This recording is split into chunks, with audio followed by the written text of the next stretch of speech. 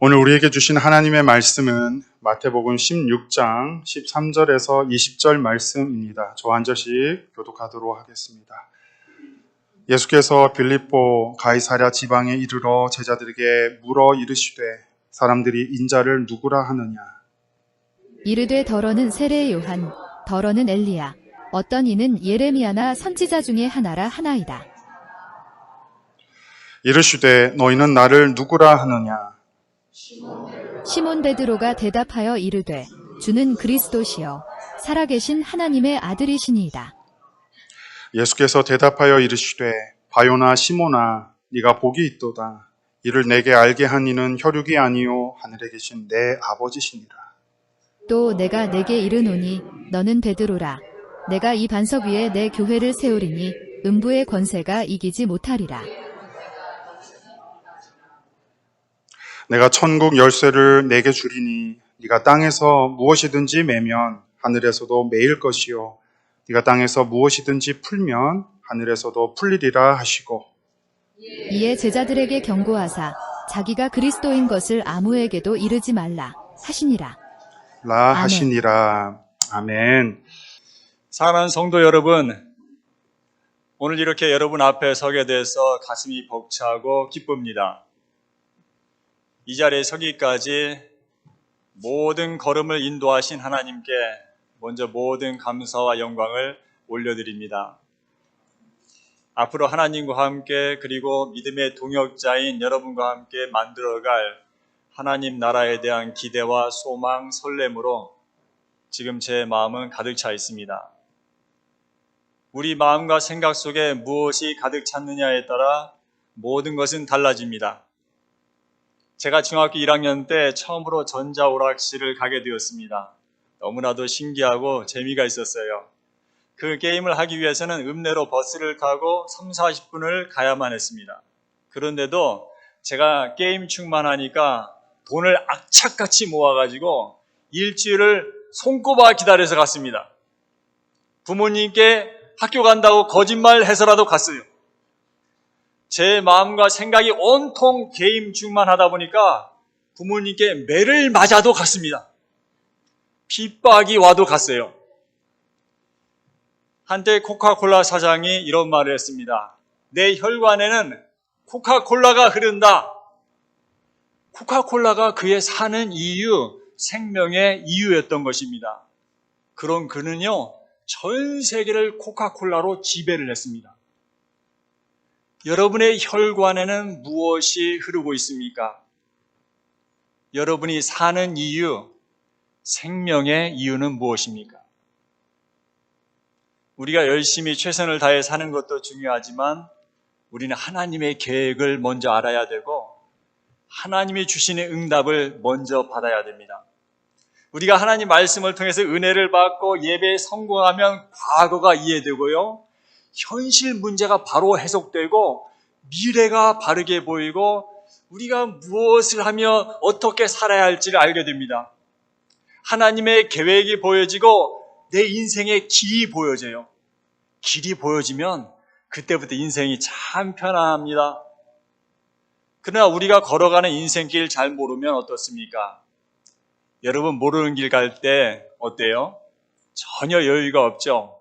누림도 없고 기쁨도 없고 주변 경치 감상할 시간도 없죠. 그러나 길이 어느 정도 파악되면요 주변이 보입니다. 그리고 운전한 자세가 일단 틀려져요. 모르는 길 갈 때는 운전할 때 이렇게 가요. 그런데 아는 길은 어떻게 합니까? 딱 뒤를 제끼고 아주 한 손으로 이렇게 하고 운전합니다. 그러면서 아름다운 경치와 그림 같은 집을 감상할 수 있는 여유가 생기고 길을 훤히 아니까 운전이 아주 편안하죠. 여러분 인생이 고달픈 이유는 인생의 길이 안 보여서 그렇습니다. 하나님의 엄청난 계획 그리고 예수 그리스도 안에 감추어져 있는 보화와 축복이 얼마나 크고 위대하고 풍성한가를 못 보면 내 인생길이 어둡습니다. 그래서 생각 없이 그냥 사람들이 살게 되는 거예요. 교회 다니면서도 복음을 제대로 알지 못하면 관심, 기도 제목이 불신자나 다른 종교 가진 사람들과 거의 똑같습니다. 감사거리, 염려거리, 삶의 기준, 인생 성공의 기준이 똑같아요. 삶의 목적과 이유가 먹을 것, 마실 것, 입을 것, 현실적인 것, 눈에 보이는 것, 육신적인 것, 지나가는 것, 별거 아닌 것, 작은 것, 그런 것들이 삶의 이유와 목적이 됩니다.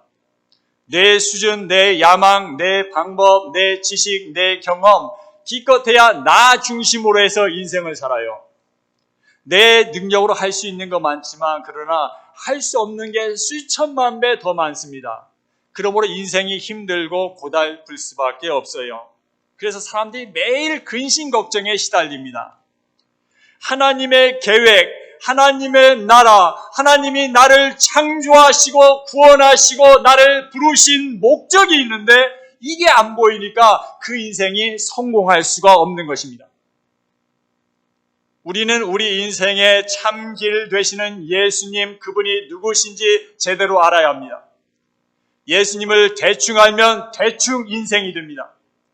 예수님을 제대로 모르고 믿으면 그 인생은 세월 가는 만큼 노력하는 만큼 헛수고 허무한 인생이 되고 맙니다.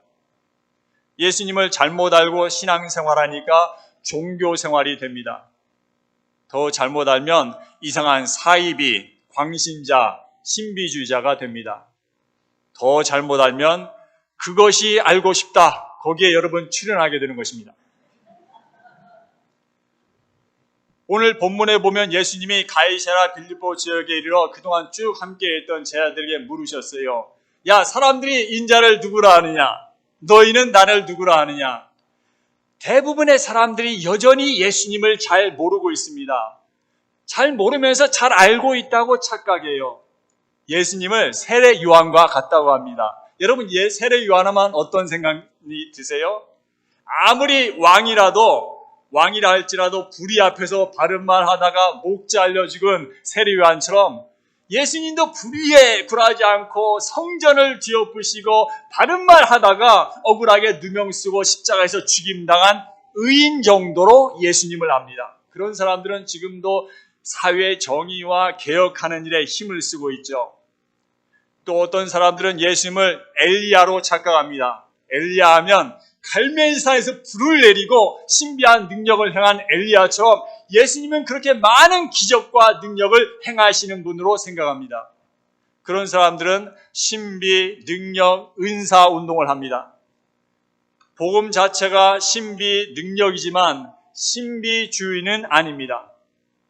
만왕의 왕이신 하나님이 인간의 몸을 입고 오신 것이 신비고 더 큰 신비는 그분이 십자가에서 모든 문제 해결하시고 지금 나와 함께 영원히 함께 계시다는 것이죠.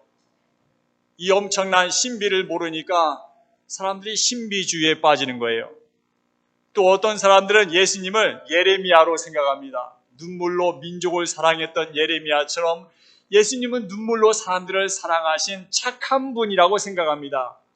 그렇게 믿는 사람들은 구제, 봉사, 불의웃 돕기, 박애 운동을 합니다. 그 일들을 하는 것이 지금 나쁘다거나 틀렸다는 말을 하는 것이 아닙니다.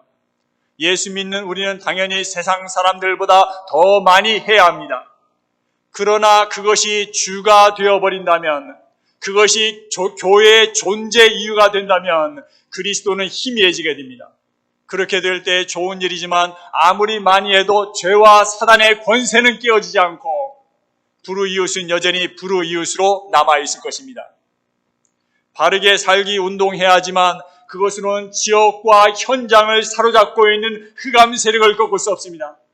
착한 일하고 좋은 일 하면서 사단에게 당하는 것입니다. 또 어떤 사람들은 선지자 중에 하나, 율법 선생 정도로 예수님을 압니다. 또 어떤 사람들은 예수님을 종교 지도자로, 4대 성인 중에 한 명으로, 많은 종교 중에 하나로 기독교를 택했다고 생각합니다. 아무 종교는 하나 믿으면 되지 뭐, 다 똑같은 건데 목표는 같고 길은 다를 뿐이라고 말합니다. 그런 상황에서 예수님께서 제자들에게 물으셨습니다. 다른 사람들은 그렇다 치고 너희는 나를 누구라 하느냐? 지금까지 열심히 나를 따라다녔는데 너희는 나를 누구라 하느냐? 그때 베드로가 하나님이 계시한 대로 고백했어요. 주는 그리스도시요 살아계신 하나님의 아들이시니라. 여러분, 그동안 예수 그리스도라는 말을 참 많이 들으셨을 텐데 예수님이 그리스도라는 말이 도대체 무슨 말입니까? 그 의미를 묻는 사람들에게 여러분은 자세히 설명해 줄 수 있으세요? 그리스도라는 말의 의미를 알기 위해서는 창세기로 돌아가야 돼요. 태초에 하나님이 모든 것을 창조하셨어요. 이 세상에 하나님 없이, 하나님의 도움 없이 스스로 존재할 수 있는 것은 하나도 없습니다. 하나님은 복의 근원, 생명의 근원이십니다. 그분의 말씀은 절대 불변의 진리고 생명이고 법입니다. 그 하나님이 태초에 말씀하셨어요. 나무는 땅에 뿌리를 받고 살아라. 물고기는 물속에서 살아라. 그 속에서 참 자유하고 행복을 누리도록 지으셨습니다. 그런데 어느 날 누가 와서 나무와 물고기 보고 이렇게 말했다고 가정해 봅시다. 야, 왜 거기에서 제한받고 사니? 왜 거기에 간섭받고 참 자유 없이 살아? 거기서 나와. 그러면 너희가 참 자유하게 될 거야. 네가 하고 싶은 대로 하며 살아. 그 말을 듣고 나무가 땅을 떠나고 물고기가 물을 떠났다고 합시다. 그 결과는 어떻습니까? 생각만 해도 끔찍하죠. 이렇게 생명의 근원에서 떠난 것을 성경은 근본 원죄라고 말합니다. 태초에 하나님이 인간을 창조하셨어요. 하나님이 우리의 주인이십니다. 소유권이 하나님께 있어요. 그런데 피조물인 인간이 창조주 하나님을 떠나고 그분의 창조 목적을 떠나서 자기가 주인 노릇하며 자기 멋대로 살고 있는 것입니다. 하나님 중심이 아니라 자기 중심으로 살고 있어요. 그래서 인간은 불행한 것입니다. 생명의 근원을 떠난 뿌리 뽑힌 나무, 물 떠난 물고기는 어떻게 됩니까? 시간이 지나면 지날수록 고통이 찾아오죠. 없었던 문제들을 겪습니다. 그 문제들을 극복해 보려고 수고하고 땀을 흘리며 애를 쓰고 고민하고 여러 가지 방법을 써봅니다. 아는 게 힘이야 해서 지식도 가져봅니다. 종교도 가져봅니다. 착한 일 하면 좋은 일이 생기고 좀 나아지지 않을까 해서 선행도 해봅니다. 그러나 떠나온 근원을 만나기 전에는 아무리 애써도 문제는 해결되지 않고 오히려 고통만 가중되고 더 큰 허무와 절망에 빠지고 결국에는 죽음에 이르게 됩니다. 왜 우리는 생명의 근원인 하나님께로 그런데 돌아가는 것이 그렇게 어려운 걸까요? 우리가 생명의 근원인 하나님께로 돌아가지 못하도록 막는 강한 어둠의 세력이 있기 때문입니다. 눈에 보이지 않게 공중의 권세 잡은 자 사단의 권세 아래 죄 가운데 재앙 가운데 세상이 지금 다 사로잡혀 있습니다. 여러분 연속극 볼 때 막 눈시울을 적시면서 감동하면서 보시죠? 그런데 왜 하나님 말씀은 들어도 별로 재미가 없고 졸리있고 따분한 것입니까? 사단은 그렇게 계속해서 하나님과 우리 사이를 이간질하고 자꾸 하나님 모르도록 불신앙을 심습니다. 사단이 역사하기 때문에 아무리 죄를 짓지 않으려고 몸부림쳐도 결국은 죄에 또 빠지게 되죠. 내가 해야겠다고 생각한 일은 하지 않고 도리어 해서는 안 되겠다고 생각하는 일을 자꾸 합니다. 내가 원하는 선한 일은 하지 않고 도리어 원하지 않는 악한 일을 합니다. 나는 선을 행하려고 하는데 그러한 나에게 악이 붙어 있습니다. 나는 속사람으로는 하나님 법을 즐거워하지만 내 지체는 다른 어떤 강한 힘이 있어서 내 마음의 법과 맞서서 싸우며 죄의 법에 나를 포로로 만드는 것을 봅니다. 그 결과 모든 사람이 죄를 범하였어요. 그리고 죄의 싹은 사망입니다. 한 번 죽는 것은 사람에게 정한 것이요 그 후에는 심판이 있습니다. 결국 가는 곳이 지옥이죠. 이것이 하나님 떠난 자들의 길과 운명과 팔자입니다. 그런데 여기서 복음이 있어요. 하나님이 우리에게 복음을 주셨는데 인간이 하나님을 떠나서 오는 이 모든 고통과 저주를 단번에 영원히 해결하시는 분이 바로 그리스도 메시아입니다. 그리스도란 기름 부음을 받은 자라는 뜻이에요. 우리 인간의 근본적인 문제, 하나님과 함께 할 수 없는 이 문제, 우리가 해결할 수 없는 이 죄 문제, 우리가 이길 수 없는 이 사단의 문제를 해결하기 위해 기름을 부음받은 그 그리스도가 누굽니까? 만약 불교의 석가모니가 그 그리스도라면 우리는 석가모니 불교를 믿어야 돼요. 만약 공자 마호메트가 그 그리스도라면 우리는 그들을 믿어야 합니다. 그러나 그들은 훌륭한 분들이긴 하지만 그리스도는 아니에요. 다 남자의 후손들입니다. 여자의 후손이 아니에요. 다 죄인의 후손들, 죄인들입니다. 게다가 아무 죄 없이 우리 대신 십자가에 달려 피 흘려 죽지도 하나님이란 증거로 죽음의 권세를 이기고 부활하지도 않았습니다. 다 무덤들이 있어요. 훌륭한 분들이긴 하지만 그리스도는 아닙니다. 우리의 인류의 참 구원자 그리스도 메시아는 반드시 남자의 후손이 아닌 여자의 후손이어야 합니다. 그리고 아무 죄 없으시면서 우리를 죄를 대신하여 피 흘려 죽으셔야 하고 반드시 하나님이란 증거로 부활하셔야 됩니다. 그 그리스도가 누구예요?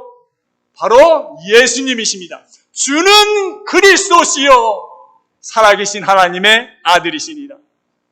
하나님과 본체이며 동등된 하나님의 아들이 우리를 구원하기 위해서 참 사람의 모습으로 오셨습니다.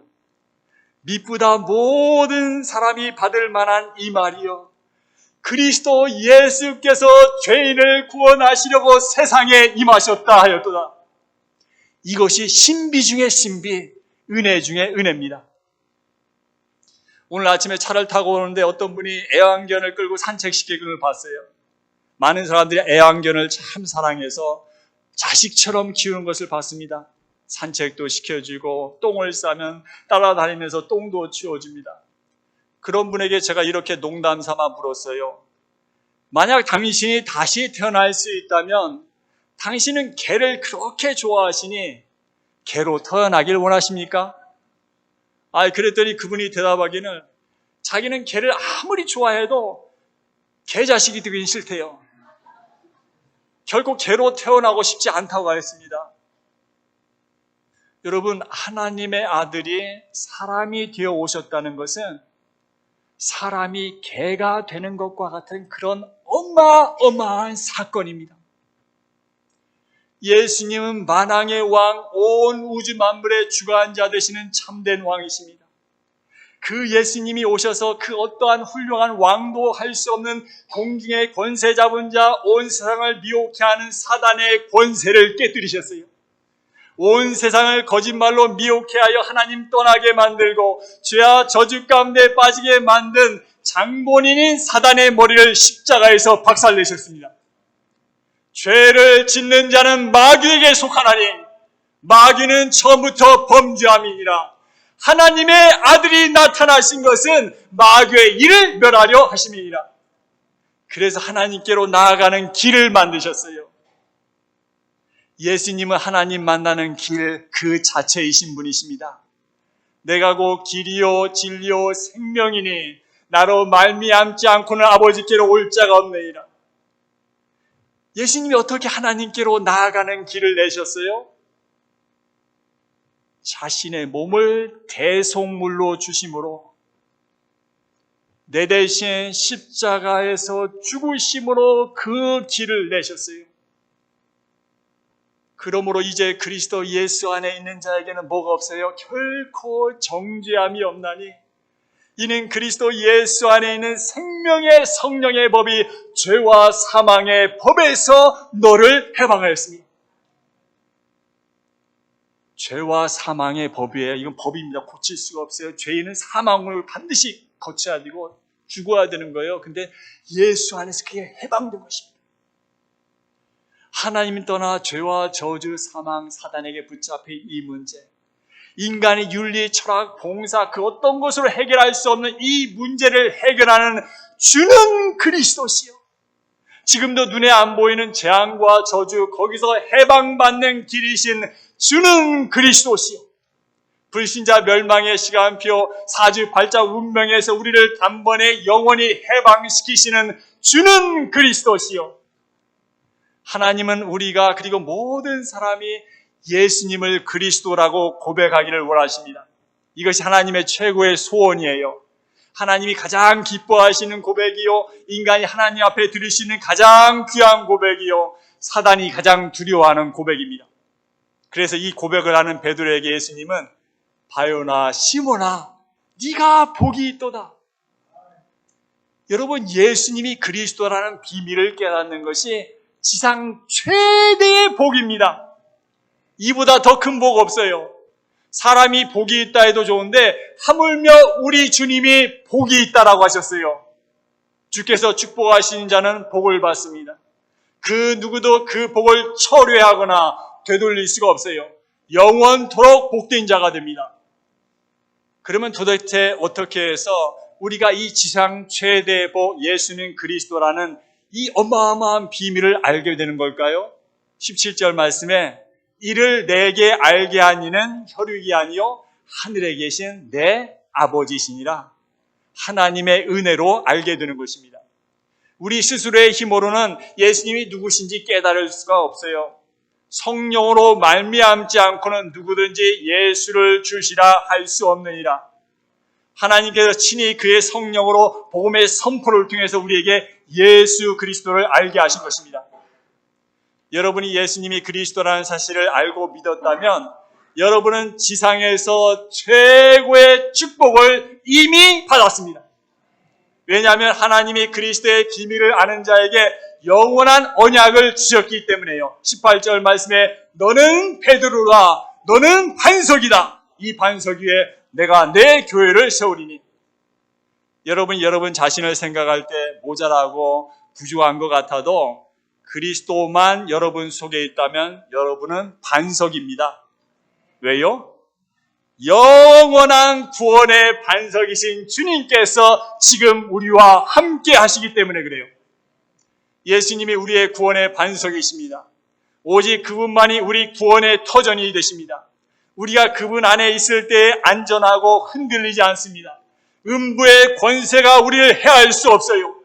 그를 믿는 자는 결코 망하지 않습니다.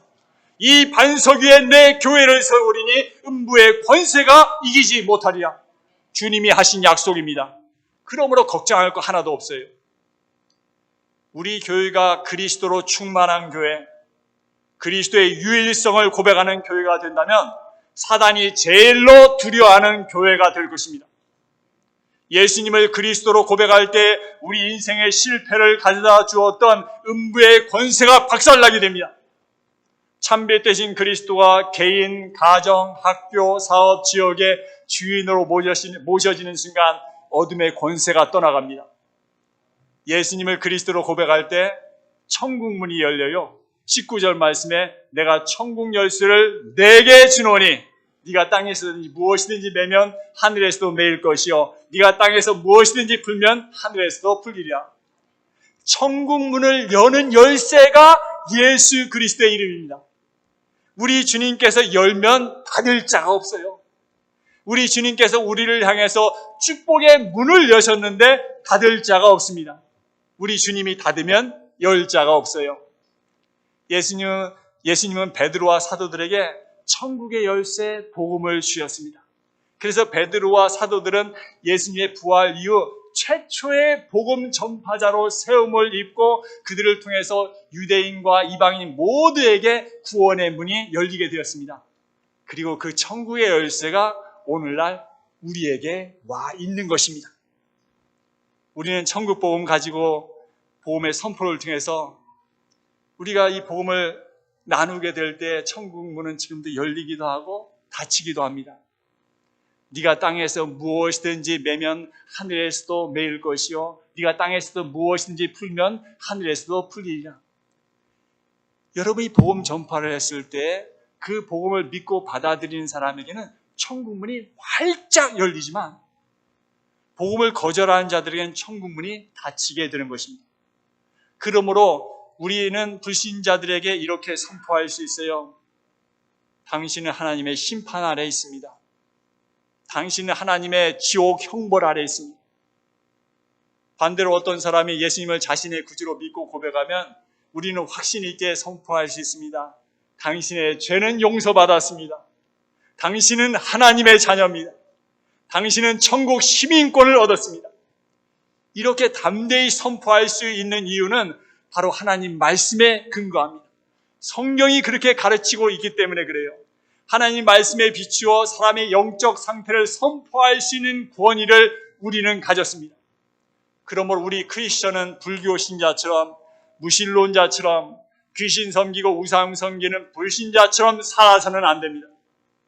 우리는 눈에 보이는 거 거기에 목을 메고 사는 인생이 아닙니다. 우리는 중요한 하나님의 나라, 현장, 전도, 후대, 제자, 땅끝까지 복음 전하는 증인, 이게 우리의 인생입니다. 자, 그런데 20절 말씀을 보세요. 20절에 예수님이 이에 제자들을 경계하사 자기가 그리스도인 것을 아무에게도 이르지 말라 하시니라. 왜 그러셨을까요? 주님께서 이렇게 명하신 데는 아주 중요한 이유가 있었어요. 이 시점에서 제자들은 예수님이 누구신지 깨달았지만 그분께서 어떻게 당신의 구원 사역을 성취하실지에 대해서는 전혀 알지 못했습니다. 그래서 그들은 메시아에 대한 당시의 대중적인 오해를 그대로 가지고 있었어요. 그들이 상상했던 그리스도는 로마의 압제에서 자기들을 해방시키고 모든 열방을 정복해요 강대한 유대 제국을 건설할 정치적인 메시아였습니다. 바로 이것이 예수님께서 제자들에게 아직은 조용히 하라고 말씀하신 이유입니다. 제자들은 아직 그리스도의 십자가의 고난과 대속적인 죽음에 대해서 이해하지 못했습니다. 그들은 예수님의 부활 사건을 경험한 후에야 비로소 이 모든 것을 온전히 깨닫게 됩니다. 바로 그때부터 그들은 주님의 이름으로 죄사함을 얻게 하는 회개를 만방에 선포할 수 있었습니다. 오늘날 우리도 이 복음을 널리 선포해야만 합니다. 그 일이 주님이 우리에게 주신 지상 최대의 명령입니다. 오직 성령이 너희에게 임하시면 너희가 권능받고 뭐예요? 예루살렘과 온 유대와 사마리아와 땅끝까지 갈 힘을 하나님께 주시게 됩니다. 그래서 뭐 해야 합니까? 내 증인이 되리라. 이 세상에서 우리 교회의 사명, 우리 교회의 존재 이유는 모든 이에게 이 복음을 선포하는 것, 바로 그것입니다. 우리는 소망 끊어지고 완전 미래를 잃어버리고 고통 가운데 방황하고 있는 현장에 진짜 참 생명의 길을 안내해 줄 수 있는 사람들입니다. 여러분, 길 모를 때 누가 길 가르쳐 주면 얼마나 고맙습니까? 우리는 인생의 길을 안내해 주는 안내자들입니다. 예수님만이 하나님 만나는 길입니다. 예수님만이 죄 문제 해결하십니다.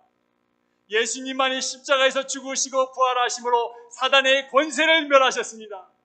그리스도 안에는 모든 지혜와 지식, 하늘의 모든 보화와 축복이 다 감추어져 있습니다. 베드로가 성전 비문에 앉아있던 안전뱅이를 향해서 야, 은과 금은 내게 없지만 내게 있는 것으로 내게 주노니 나사렛 예수 그리스도의 이름으로 일어나 걸으라. 예수 이름 주었을 때 그가 즉시 일어나서 걷고 뛰며 하나님 찬양하고 성전으로 들어갔고 그는 살아있는 예수 그리스도의 증인이 되었습니다. 빌립 지사님이 사마리아 사람들에게 예수 그리스도의 복음을 주었을 때 많은 사람에게 붙었던 더러운 귀신들이 크게 소리를 지르며 나가고 또 많은 중풍병자와 못 걷는 사람이 나으니 그 성에 큰 기쁨이 있더라.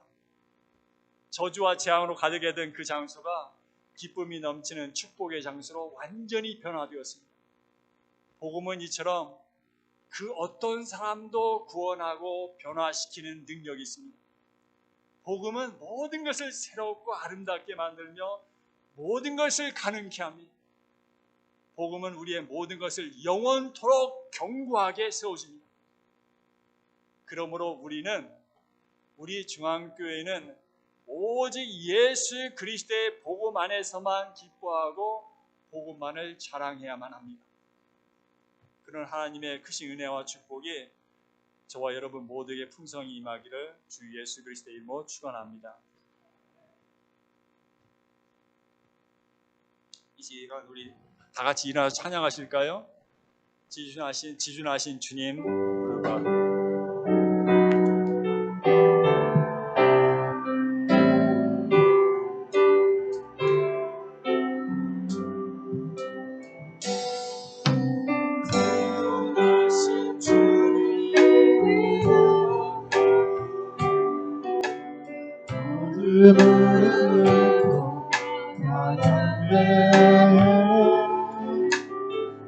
부르짖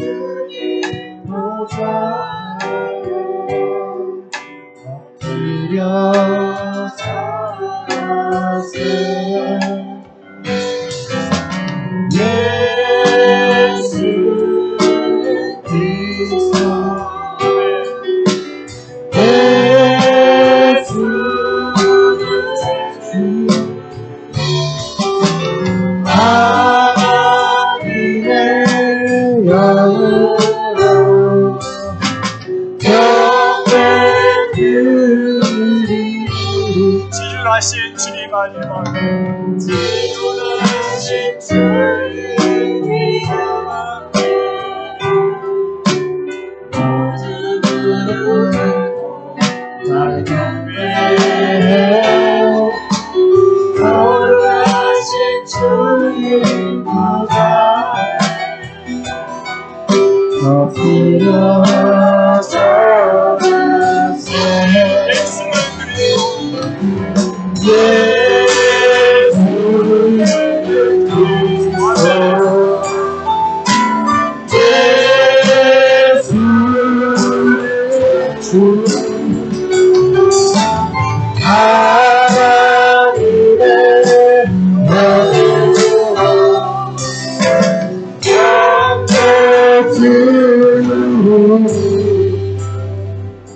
이 시간 우리 함께 하시면서 기도하기 원합니다.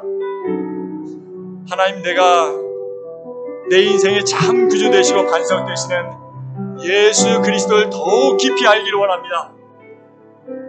하나님, 나를 성령으로 충만하게 하셔서 내 마음과 생각이 오직 예수님으로 채워지게 하소서. 우리 교회가 그리스도의 유일성을 고백하며 음부의 권세가 이기지 못하는 교회 되게 하소서. 가정과 일터와 내 삶의 모든 영역 위에 복음이 살아 역사하게 하소서. 이 시간 우리 함께 같이 기도하겠습니다. 하나님 아버지, 주님의 감사합니다. 아버지 그리스도 아버지 내 속에 주시옵소서. 아버지여, 아버지 천지고 자녀를 선택을 하시고 아버지 하나님의 자녀로서 아버지 우리의 눈을 열어주시고 아버지의 중요한 예수를 알게 하시고 내 인생이 대충이 인생을 알게 하시고 내 인생이 내 인생을 일과 내 뜻을 아버지 하나님 주님께 넣어서 하나님 영광을 내 삶에 아버지 성령의 충만을 하셔서 진리 그런데 좋아하시고 내 마음과 생각을 채워지게 하시고 모든 것이 내 마음과 들어오지 않도록 인도하여 주시옵소서. 아버지 우리를 주여 그리스도의 그리스도를 구원하는 교회가 되길 원합니다. 그리스도가 머리가 되는 교회가 되길 원합니다. 말씀의 신임하여 하나님 놀라운 역사를 경험하는 교회가 교회의 권세가 있고 교회의 것을 아버지 우리의 가정을 축복하시고 우리 가족을 축복하시고 이 모든 삶의 영역에 아버지 주님께서 역사하시며 아버지 주인 되신 역사를 일어나게 도와주셔서 우리를 통해서 아버지의 지역과 민족 열방 가운데 복음이 증거되게 주셔서 우리가 현장 가운데 일어나기 원합니다. 아버지 어떠한 상황 주님과 함께 하시며 하나님 하나님 안에서 내가 누구인가를 분명히 알게 하시고 하시면서 하나님 주신 역사로 축복하여 주시옵소서. 함께 하시고 사랑과 은혜가 풍성하신 하나님 아버지, 오늘 우리에게 말씀을 통하여 예수 그리스도가 누구신지 그분이 참 길이요 생명이심을 깨닫게 하심에 감사드립니다. 주는 그리스도시요 살아계신 하나님의 아들이심을 고백한 베드로의 고백이 오늘 우리의 고백이 되기를 원합니다. 오늘도 우리의 구원의 반석 되시며 길과 진리와 생명이신 주님을 찬양합니다. 오직 주님만이 우리의 자랑이며 주님만이 우리의 소망이십니다. 우리 마음과 생각을 오직 성령으로 충만케 하여 주옵소서. 세상의 헛된 것들로 채워지지 않게 하시고 오직 복음으로 오직 주님으로 가득 차게 하옵소서. 그래서 음부의 권세가 우리를 해하지 못하며 흔들리지 않는 반석 위에 세워진 교회와 같은 삶이 되게 하옵소서. 우리가 가는 곳마다 흑암의 권세가 무너지고 생명과 평안이 흘러나게 하옵소서. 우리 가정과 일터와 현장이 복음으로 밝아지게 하옵소서. 주께서 우리에게 맡기신 천국 열쇠, 그 복음을 힘있게 선포하게 하시고 많은 영혼들이 주님께 돌아오도록 사용하여 주옵소서. 이제는 우리 주 예수 그리스도의 크신 은혜와 하나님 아버지의 극진하신 사랑과 성령의 감화 감동 역사와 교통하심이 오늘 예배에 참여한 모든 성도들을 위해 가정과 일터와 삶의 자리 위에 이제부터 영원토록 함께 하시기를 간절히 축원하옵나이다. 아멘.